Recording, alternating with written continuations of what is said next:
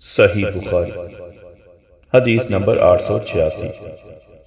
عبداللہ بن عمر رضی اللہ تعالی عنہ سے روایت ہے کہ عمر بن خطاب رضی اللہ تعالی عنہ نے ریشم کا دھاری دار جوڑا مسجد نبوی کے دروازے پر بکتا دیکھا تو کہنے لگے، یا رسول اللہ صلی اللہ علیہ وسلم، بہتر ہو اگر آپ اسے خرید لیں، اور جمعہ کے دن اور وفود جب آپ صلی اللہ علیہ وسلم کے پاس آئیں تو ان کی ملاقات کے لیے آپ اسے پہنا کریں۔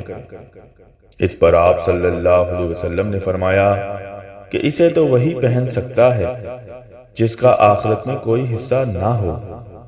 اس کے بعد رسول اللہ صلی اللہ علیہ وسلم کے پاس اسی طرح کے کچھ جوڑے آئے تو اس میں سے ایک جوڑا آپ صلی اللہ علیہ وسلم نے عمر بن خطاب رضی اللہ تعالی عنہ کو عطا فرمایا۔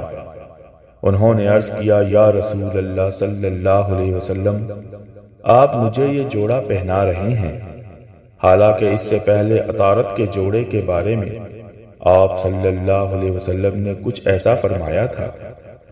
رسول اللہ صلی اللہ علیہ وسلم نے فرمایا کہ میں نے اسے تمہیں خود پہننے کے لیے نہیں دیا ہے۔ چنانچہ حضرت عمر رضی اللہ تعالی عنہ نے اسے اپنے ایک مشرک بھائی کو پہنا دیا جو مکہ میں رہتا تھا۔